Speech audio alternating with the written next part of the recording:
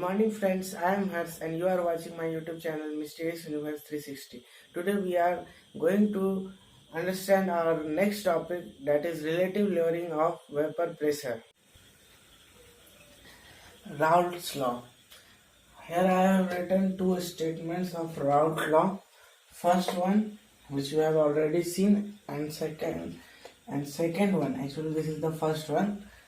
हमने आपको बोला था कि एक अल्टरनेटिव फॉर्म भी होता है राउल्ट्स लॉ का, जो कि यहाँ पे हमने लिखा है, और to compare this with the first form we have written this down.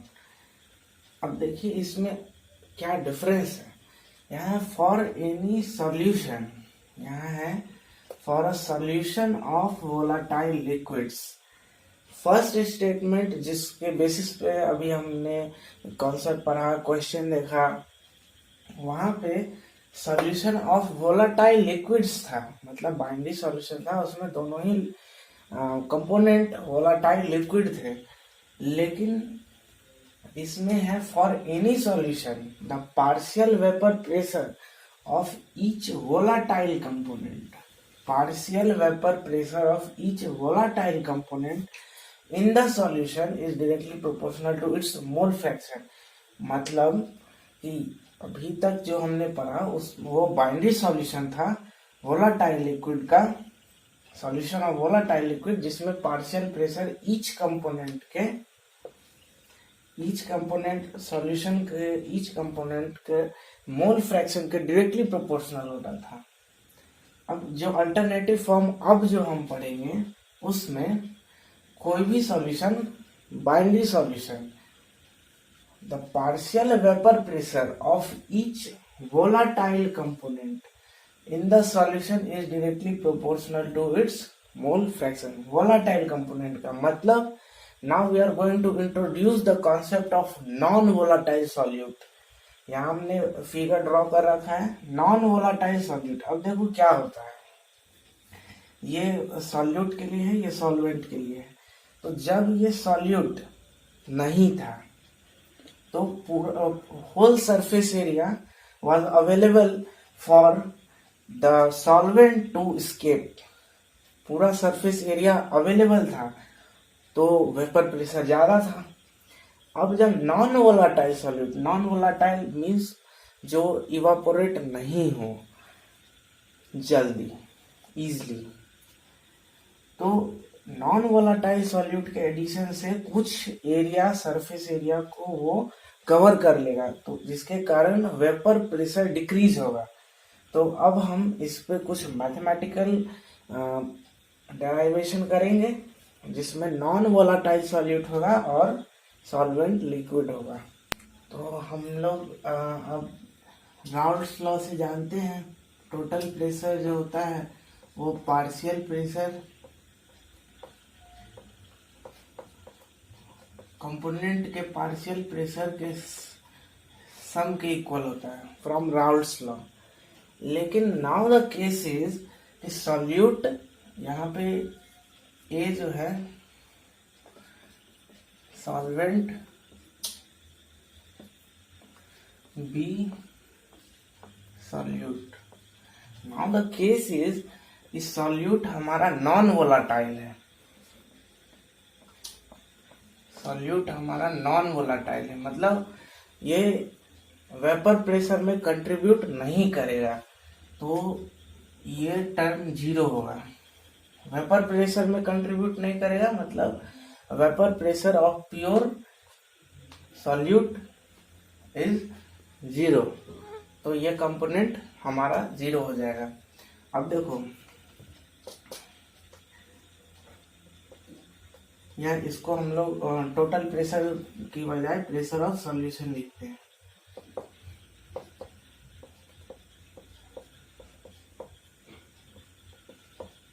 ये हमने कैसे किया, 1 minus x b is equal to x a. यहाँ पे हमने एक्स की जगह पे 1 माइनस एक्स बी डाल दिया और ये आया. अब देखो ये इक्वेशन क्या बता रहा है कि जो pure liquid A, pure liquid solvent का जो वेपर प्रेशर है वो डिक्रीज हो रहा है. सॉल्यूशन सॉल्यूशन के वेपर प्रेशर में इट हैज नो कंट्रीब्यूशन, या कोई कंट्रीब्यूशन नहीं है इसका, लेकिन ये डिक्रीज कर रहा है, जैसा हमने अभी बताया था पीछे कि वो सरफेस एरिया ऑक्यूपाई कर रहा है, तो ये नेगेटिव मतलब ये सब्सट्रैक्ट हो रहा है तो डिक्रीज कर रहा है इसके प्रेशर को, वेपर प्रेशर को। अब देखो यहाँ पे डेराइवेशन क्या होगा, XB is equal to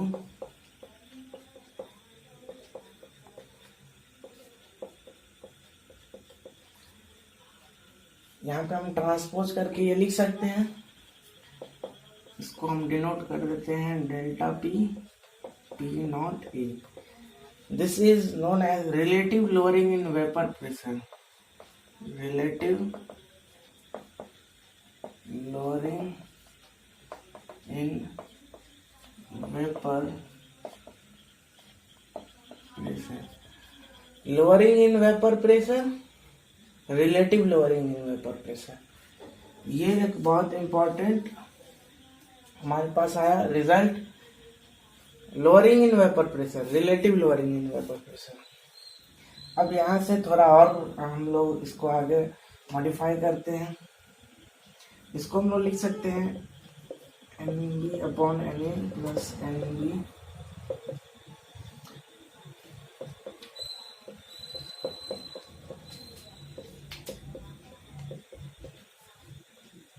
okay.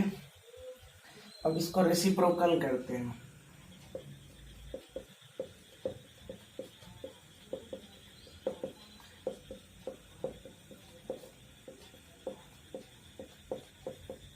Reciprocal किया, 1 को इस साइड शिफ्ट करेंगे तो हमारे पास जो रिजल्ट आएगा NA upon NB is equal to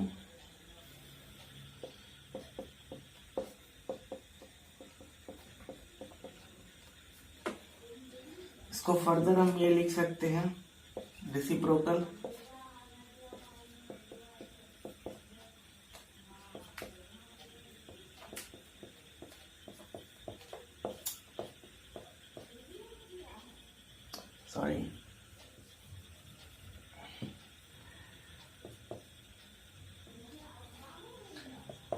lowering in pressure upon pressure of solution. These two results are very important. ये relative lowering in vapor pressure, this is not relative lowering in vapor pressure. Okay, relative lowering in vapor pressure, see the denominator.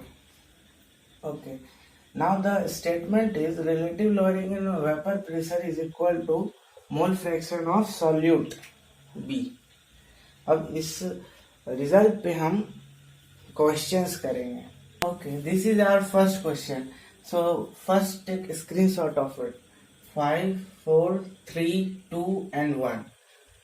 Now look how I am approaching this question. This is the best question I have ever found on this topic. देखो, ये relative lowering of vapour pressure का बहुत ही अच्छा application है। इस question में क्या बोल रहा है कि 2 बीकर हमारे पास है, एक यूरिया एक ग्लूकोज सॉल्यूशन का। यूरिया और ग्लूकोज दोनों ही नॉन वोलाटाइल सॉल्यूट है। दोनों सॉल्यूशन को इक्विलिब्रियम अटेन करने के लिए दिया जाता है, तो हमको निकालना है मास परसेंट ग्लूकोज का in it solution at equilibrium. इसका मतलब इक्विलिब्रियम अटेन करने के लिए दिया जाता है, मतलब ये पहले से इक्विलिब्रियम में नहीं था, तो वो इक्विलिब्रियम में नहीं था। कौन सा इक्विलिब्रियम हमें शिफ्ट करना है वो उसको देखेंगे हम लोग। तो जैसा अभी हमने पढ़ा है relative lowering of vapour pressure, तो उससे हम जानते हैं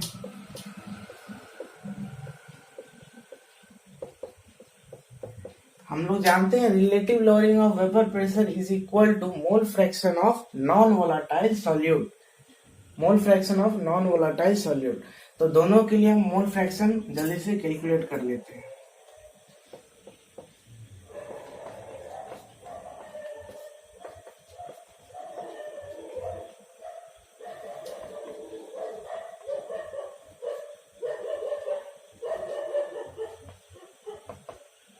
This will give us approximately 0.025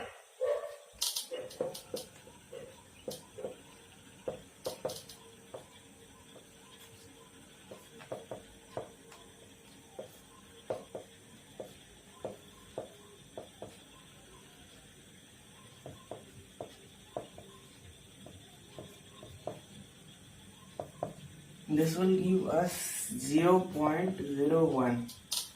okay, mole fraction हमने दोनों को कैलकुलेट कर लिया। अब हम जानते हैं relative lowering of vapour pressure mole fraction के इक्वल होता है। तो मोल फ्रैक्शन जिसका ज्यादा होगा उसका RLVP relative lowering of vapour pressure, जिसका मोल फ्रैक्शन ज्यादा होगा उसका relative lowering of vapour pressure ज्यादा होगा। तो relative lowering of vapour pressure ज्यादा होने का क्या मतलब हुआ?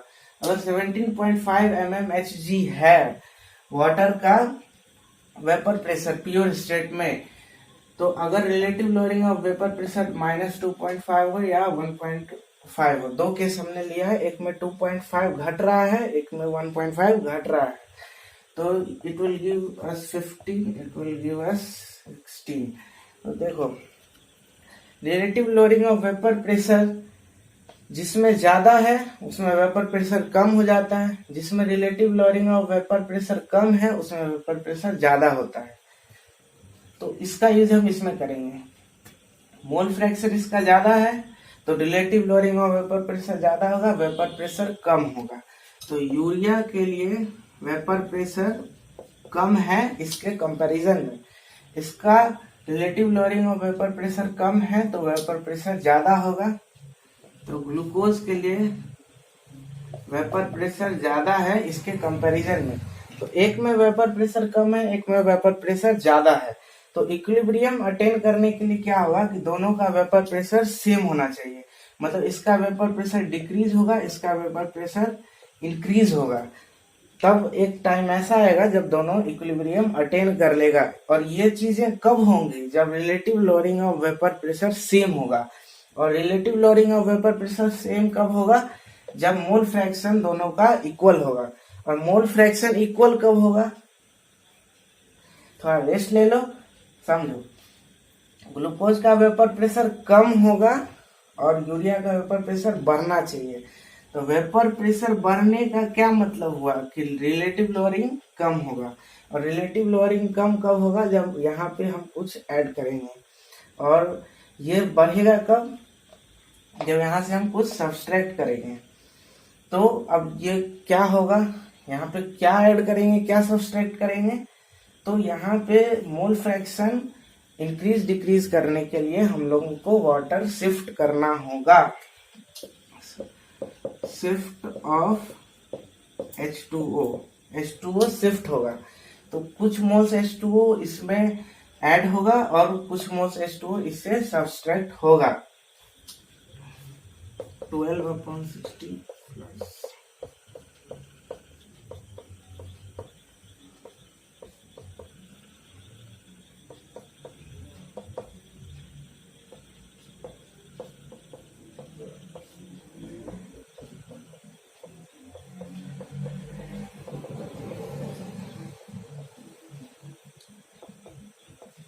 यहाँ पे हमने मोल फ्रैक्शन को इक्वेट कर दिया। आप इस चीज को वीडियो को रिवाइंड करके फिर से समझ लें, बहुत अच्छा क्वेश्चन है ये। अब हम जब मोल फ्रैक्शन के लिए इसको सॉल्व करेंगे, जब हम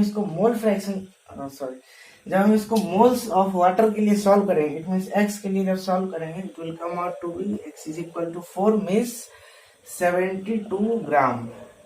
4 moles of water means 72 grams. और ये 72 ग्राम ग्लूकोज सॉल्यूशन से शिफ्ट होके,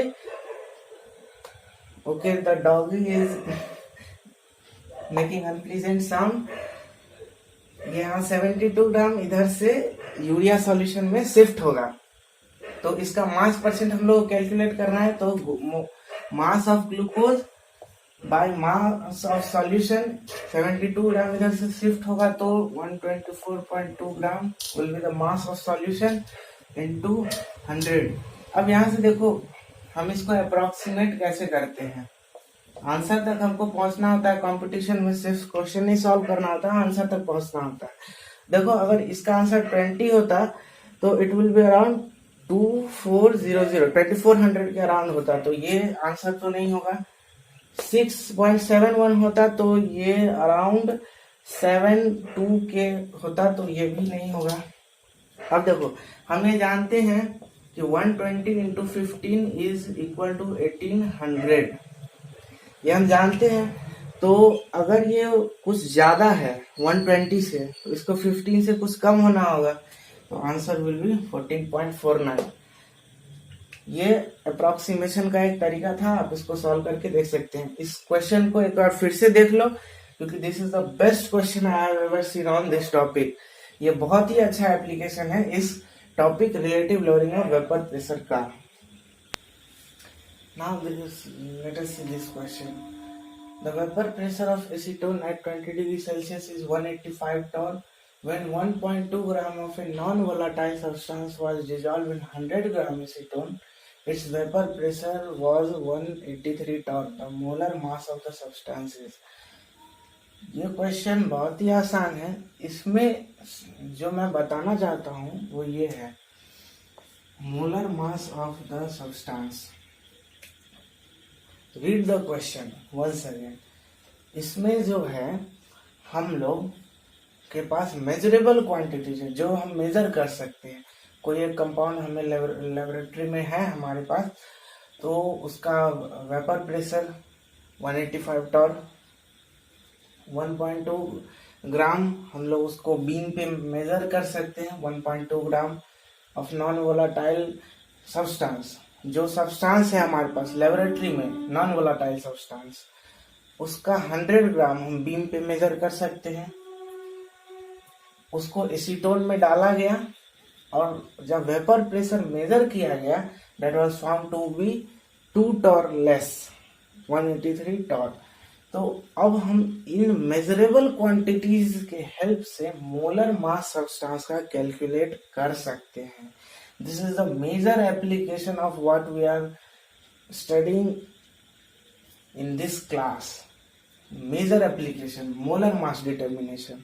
जितने भी हम कॉलिगेटिव प्रॉपर्टी, जितने भी चीजों को हम सॉल्यूशन चैप्टर में स्टडी करेंगे, उनका एक basis major application molar mass determination. तो आप इसको अंडरलाइन कर लेंगे कि मोलर मास हम किसी सब्सटेंस का मेजरेबल क्वांटिटीज के हेल्प से डिटरमाइन कर सकते हैं। अब talking about the solution of this question is very easy. आपको जो बताया गया है पीछे डेराइवेशन, मैथमेटिकल डेराइवेशन, आपको ये फॉर्मूला डेराइव करके हमने बताया था। Only you have to use this formula to solve this question and nothing else. This is from JEE Main 2015. So try it. This is the basic formula, only formula putting question. ये एक formula putting question है, तो आप इसको try कीजिए। This is your homework and right the answer below in the comment box. अब ये हमारा क्वेश्चन है, ये एक अच्छा क्वेश्चन है प्रीवियस ईयर का, जब IIT JEE सब्जेक्टिव हुआ करता था तब का ये क्वेश्चन है। इस क्वेश्चन में हमें बेसिक कंसेप्ट ऑफ केमिस्ट्री और जो इस चैप्टर में हमने पढ़ा है, दोनों का यूज हम इस क्वेश्चन को सॉल्व करने में करेंगे। तो you first take screenshot of it. 5 4 3 2 and 1। Okay, now अब मैं इसको क्वेश्चन को सॉल्व करता हूं। देखो, an organic compound CxH2yOy was burnt with twice the oxygen needed for complete combustion to CO2 and H2O। Okay, जैसा जैसा ये हमको क्वेश्चन में बोलेगा हम वैसा वैसा इक्वेशन लिखेंगे। तो CxH2Oy के कंबसन के लिए जितना ऑक्सीजन हमको रिक्वायर्ड होगा, अब इस रिएक्शन को लिखने के लिए आपको एडिशनल कुछ भी जरूरत नहीं होगा, क्योंकि क्वेश्चन में लिखा है needed for complete combustion to CO2 and H2O। combustion means reaction with O2 and it gives product CO2 and H2O। over here I have written this। okay, now balance this equation। X carbon, 2Y hydrogen, 2 hydrogen is already present, so you should understand how I am balancing this equation। okay, now Y oxygen is balanced over here, so this oxygen needs X before it। okay, ये equation है इसके combustion के लिए, लेकिन यहाँ लिखा हुआ है was burnt with twice the oxygen needed for complete combustion। तो x ऑक्सीजन हमको चाहिए था for complete combustion, x moles oxygen चाहिए था हमें, लेकिन यहाँ ट्वाइस द ऑक्सीजन लिखा है, मतलब हमको 2x ऑक्सीजन गिवन है, 2x मोल्स ऑक्सीजन के साथ हमने इसको रिएक्ट करा है। x मोल्स यूज्ड अप हो गया इस रिएक्शन में और x मोल CO2 प्रोड्यूस हुआ और इसमें से x मोल चला गया तो बचा x मोल्स। अब इसके आगे क्या लिखा है, the hot gases when cooled to 0 degree Celsius and 1 atm pressure measured 2.24 litre. ये जो कंडीशन है ये आप जानते हैं STP standard temperature and pressure. STP पे 1 mole of gas 22.4 litre occupy करता है वॉल्यूम और यहाँ 2.24 लीटर दिया हुआ है, मीन्स 0.1 मोल गैस है हमारे पास, 0.1 मोल गैस है हमारे पास। अब इस रिएक्शन में गैस कौन कौन है, CO2 और O2, x मोल CO2 x मोल O2, तो it means 2x is equal to 0.1 mole, which implies x is equal to 0.05 moles। ये हमारे पास मिल गया O2 का मोल्स रिमेनिंग और CO2 का मोल्स जो फॉर्म हुआ। अब लिखा है the water collected during cooling weight 0.9 gram. हम जानते हैं वाटर का मॉलिक्यूलर वेट 18 ग्राम, तो moles of H2O is 0.05, 0.9 over 18, which gives us 0.05 मोल। तो हमें H2O का मोल्स मिल गया, हमें ऑक्सीजन का मोल्स मिल गया, हमें कार्बन डाइऑक्साइड का मोल्स मिल गया।